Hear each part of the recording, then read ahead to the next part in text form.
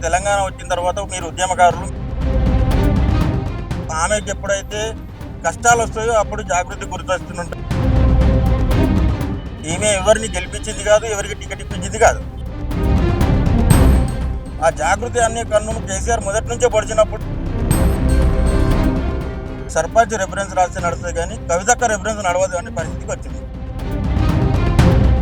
మళ్ళీ కొన్ని రోజులు సడన్గా యూటర్న్ ఎందుకు చేసుకున్నారో తెలియదు.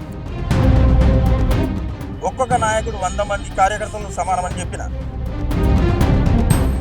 నేను మెడకోసుకుంటా అన్నాడు, తొడగోసుకుంటా అన్నాడు. ఆమె ఒక పొజిషన్లో ఉన్నప్పుడు జాగృతిని మర్చిపోవడం,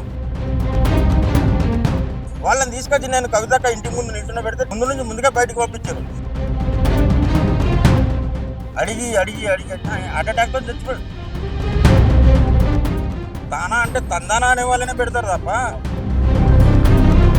ఒకటి మెసేజ్ పెడతారు రాత్రి 3 గంటలకు, నాకు హైదరాబాద్లో తిరగనియమని. అరే వాటి అయ్యే జాగిరా, హైదరాబాద్లో తిరగని అందితే జుట్టు లేకపోతే కాళ్ళు పట్టే రకం. ఉద్యమ నాయకుని బిడ్డ అని చెప్పేసి మేము ఎంతో ఎత్తుకున్నాం, కానీ మమ్మల్ని అక్కడి నుంచి తీసి కింద పడేసి